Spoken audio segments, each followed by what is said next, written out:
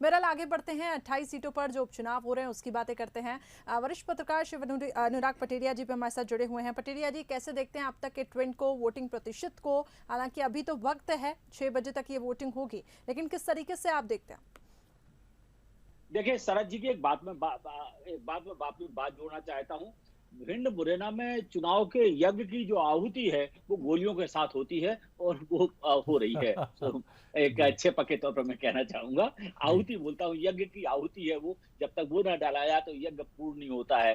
कई जो प्रत्याशियों से मेरी बात हुई तो वो कहते हैं कि हम किसी सरकारी भरोसे हैं, हम निपट लेंगे। तो मुझे लगता है ये निपटने बिल्कुल की, अपना पटेल साहब। बाहुबल और दिखाने वहाँ का। की जो जो डायलेक्ट है उसमें ही कहा था, भाई साहब गोली चला दूं भाई साहब, मजा नहीं आया हाँ, भाई बिल्कुल साहब, बिल्कुल। चुनाव पूरा नहीं होगा भाई साहब। हाँ, तो हाँ, ये मजा माफ नहीं कीजिएगा, आएगा। क्षमा कीजिएगा, कोई अवाम के लिए ये लाइटर वेन के लिए ये बात है, सिर्फ एक मजाक के जी जी लिए और एक, जी लेकिन जी। ये माना जाता है कि गोली चला दे भाई साहब तब चुनाव पूरा होगा। जी, जी, जी पटेल तो साहब। दूसरा जी, सबसे अब मैं जी, करिश्मा जी के इस सवाल के ऊपर आता हूँ। दरअसल इस सारे चुनाव में मुद्दे मुझे तिरोहित होते हुए देखे, बाहर जाते हुए देखे। सेंटिमेंटल इशूज पर गद्दार वफादार, चुन्नू मुन्नू, मेरे इलाके में आते तो काट के फेंक देता, रावण की तरह आप दिखाई देते हैं। तो मुझे लगता है इन विषयों की तरफ केंद्रित कर दिया गया, जबकि होना चाहिए था कि कोरोना काल में मध्य प्रदेश में बहुत संकट देखा है। हमारे सामने शिक्षा का संकट है, रोजगार का संकट है, स्वास्थ्य का संकट है, उद्योग धंधे बैठ गए हैं, क्राइम रेट लगातार बढ़ रहा है जगह जगह। तो सबको जो बात करना चाहिए थी उसकी जगह बातें कुछ और होती रही। और बिकाऊ, टिकाऊ, गद्दार, वफादार, मुझे लगता है ये आपके इशू हैं। गद्दार वफादार आपका इशू है, ये जनता का इशू नहीं। जनता का इशू तो उनको नौकरी चाहिए, उनको रोजगार चाहिए, उनको घर चाहिए, उनको मकान चाहिए, बच्चे की शिक्षा चाहिए और सुरक्षा चाहिए। सबसे बड़ी बात है, दोनों राजनीतिक दलों ने बहुत हद तक मुझे निराश किया है। और सबसे बड़ी बात है कि चुनाव लगातार गति बदलता चला गया। जिस तरह से शुरुआत में कांग्रेस आगे बढ़ती हुई दिखाई दे रही थी, बाद के दौर में जो मुकाबला है वो बराबरी पे आके टिक गया। और अब उसके बाद में कुछ और समीकरण बदलेंगे, क्योंकि निर्वाचन आयोग की बंदिशें हैं, तो मैं उससे आगे व्याख्या नहीं करूंगा। लेकिन चीजें बहुत बदली हैं। सबसे बड़ी बात है, इस चुनाव को आप आम चुनाव ही माने, क्योंकि मध्य प्रदेश के 12% सीटों पर हो रहे हैं। मध्य प्रदेश के 52 में से 19 जिलों में चुनाव हो रहे हैं। और जब और सारे रीजन्स में, लगभग सारे रीजन्स को कुछ एक छोड़ दिए जाए तो सारे रीजन्स में चुनाव हो रहे हैं। तो मध्य प्रदेश की राजनीतिक तासीर को भी बयां ये चुनाव करेंगे। मध्य प्रदेश की राजनीतिक तासीर को बताएंगे कि मध्य प्रदेश कहां जा रहा है, किस तरह जा रहा है। और अब इसके बाद मुझे लगता है ये कथा अंत नहीं है। कहते हैं ना, हरि अनंत हरि कथा अनंता।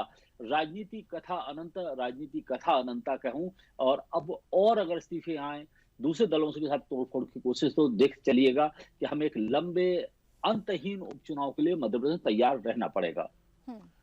चलिए ठीक है। ऋषि पांडे जी, आप कुछ इसमें ऐड ऑन करना चाहेंगे? बिल्कुल बिल्कुल सही कही शरद जी ने भी और आदरणीय पटेरिया जी ने भी कि भिंड मुरैना चंबल संभाग के जो चुनाव हैं वो बिल्कुल डिफरेंट होते हैं। मैं कुछ समय तक शरद जी वहाँ एक लोकल अखबार में संपादक था, तो शाम को जब हम लोग बैठ के लिस्ट बनाते थे कि आज की क्या प्रमुख इवेंट है, क्या प्रमुख घटना है, तो सारी घटनाओं के बाद क्राइम रिपोर्टर बताता, बोले भाई साहब कुछ खास नहीं है, बस पाँच छः मर्डर हैं। तो 5-6 मर्डर को जिस तरीके से वो जिस लाइटर वे में बोलते थे वहाँ ग्वालियर चंबल में, तो उससे लगता है कि वहाँ पर ये सब चीज़ें बहुत ज़्यादा मायने नहीं रखती शेष मध्य प्रदेश के लिए। हम भोपाल समेत जैसे नीचे उतरेंगे, मालवा निमाड़ तरफ जाएंगे, तो वो वहाँ पर इन सब चीज़ों का ज़्यादा महत्व है वहाँ उस साइड के लिए। और ख़ास तौर पे राजनेताओं के लिए बहुत सामान्य सी बात है, क्योंकि उनका रसूख ही इस बल से कि उनके आसपास 4-6 लोग स्टेटस सिंबल की तरह उसको यूज़ करते हैं। ये तो हो गई एक बात। दूसरी बात, चुनावी मुद्दे, निश्चित तौर पे इस बार चुनाव का कोई मुद्दा नहीं था। चुनाव टोटल मुद्दा विहीन होके और पर्सनलाइज हो गए थे चुनाव, आरोप प्रत्यारोप पर्सनल हो गए थे बिल्कुल। और बिलो द बेल्ट भी गया है चुनाव, भाषा की मर्यादा टूटी है। और कहीं ना कहीं ये जो इस बार जो एक गिरावट आई है, ये आगे आने वाले समय के लिए एक चुनौती है। इससे कैसे बाहर आएगा मध्य प्रदेश, क्योंकि मध्य प्रदेश की अभी तक की जो तासीर थी, एक राजनीतिक सौहार्द का वातावरण था, एक जो वातावरण की शांति थी, एक वातावरण का जो अमन था, वो राजनीति की लोगों के व्यवहार में, लोगों के बोलचाल में, लोगों के आम व्यवहार में भी झलकती थी। लेकिन वो भी इस बार मुझे लगता है कि इससे कई बहुत गहरा डेंट पहुंचा उस पर भी। जी, अब्बास जी, आपको नहीं लगता कि ये दोनों ही दल की रिस्पॉन्सिबिलिटी यहाँ पे बनती थी कि मुद्दों पर बात की जाए, जनता की समस्याओं पर बात की जाए? जैसे कि जानकारों का कहना है कि मुद्दा विहीन हो गया ये पूरा उपचुनाव। आप किस तरीके से देखते हैं? मुझे लगता है कि पर्सनल अटैकिंग नहीं होनी चाहिए थी इधर पे। आप किस तरीके से इसे सोचते हैं? देखिए करिश्मा जी, हमने पहले दिन से मुद्दों पर बात की। हमारे मुख्यमंत्री, पूर्व मुख्यमंत्री कमलनाथ जी जो हमारे अध्यक्ष हैं और दोबारा भावी मुख्यमंत्री जो हैं, उन्होंने हमेशा अपना हिसाब किताब दिया। हमने ये अपना हिसाब किताब की एक पूरी बुकलेट जारी की विधानसभा जहाँ जहाँ उपचुनाव के, हमने ये सब पूरे किए हैं वादे, और ये अतिरिक्त वादे हैं कोरोना महामारी के आने के बाद, ये भी हम पूरा करेंगे। जिन योजनाओं को भाजपा ने बंद कर दिया उनका जिक्र भी किया और उनको वापस शुरू होने का वादा भी किया। हमारे अलग अलग प्रत्याशियों ने अपनी अपनी विधानसभाओं में इन मुद्दों पर बात करी, अपनी अपनी जगहों पर ये पूरी की पूरी बुकलेट जारी करके कहा कि हम इस विधानसभा में जो काम नहीं हुए ये पूरे करेंगे। हम तो हमेशा से मुद्दों पे बात करते रहे। भारतीय जनता पार्टी ने पर्सनल अटैक्स किए, भारतीय जनता पार्टी ने अपमान सम्मान की बात करी और छोटे छोटे मुद्दों को बहुत बड़ा दिखाकर भाजपा ने सम्मान की लड़ाई लड़ते हुए अपने आप को दिखाया। जैसे कि मिसाल के तौर पर इमरती देवी जी की बात कर लीजिए, भाजपा उस पर पूरी तरह से खामोश रही जब इमरती देवी जी ने अगले दिन कमलनाथ जी की माता के ऊपर, कमलनाथ जी की बहनों के ऊपर ये सारी टिप्पणियां की, पूरे बंगाल के ऊपर टिप्पणी की। सबके सब खामोश रहे भाजपा के लोग। इन्होंने बस सेलेक्टिव आउटरीच इनका दिखा कि यहां पर बोलना है, वहां पर बोलना है। भाजपा ने अपने 15 साल का हिसाब क्यों नहीं दिया? और आज जो चंबल देख रहा है, चंबल का व्यक्ति बड़ा मासूम है, बड़ा भोला भाला है। चंबल क्षेत्र को इस कोरोना महामारी के अंदर, चुनाव के अंदर धकेलने वाली भारतीय जनता पार्टी, जब 25 लोगों को, जहां पे तकरीबन 20 जो है चंबल के अंदर है ऐसे लोग, जिन लोगों को जो उन्होंने गद्दारी की, लोकतंत्र से मैं दलबदल नहीं कहूंगा इसको, दलबदल एक संवैधानिक शब्द है। दलबदल के आप जब एंटी डिफेक्शन लॉज जब यहां पर मौजूद है, ये दलबदल नहीं था बल्कि अपने दल से इस्तीफा देकर दूसरे दल में जाकर बिना विधायकी के मंत्री बनने वाले ऐसे लोग, जिन्होंने खुद तो बहुत कुछ हासिल कर लिया, जब वो गए तो वहां भाजपा के कोर जो नेता थे, जो राजनेता थे, उनमें और इनमें जो इख्तिलाफ रहा, जो परेशानियां रही, जो एक तरह से कह लें कंपटीशन रहा, उसमें जो आज गोलियां चल रही हैं, ये दुखद है। और पूरा मालवा भी देख रहा है, चंबल भी देख रहा है कि ये मैं विनती करूंगा कि इस तरह से मध्य प्रदेश को कलंकित नहीं करें। भाजपा अपनी आंतरिक लड़ाई अपने हिसाब से लड़े, लेकिन इस तरह से अगर गोली चालन होगा तो ये बहुत दुखद होगा। जी, और बिल्कुल हमारा भी ये कहना है कि शब्दों का स्तर अगर दोनों ही दल बनाए रखे तो ज़्यादा बेहतर रहेगा।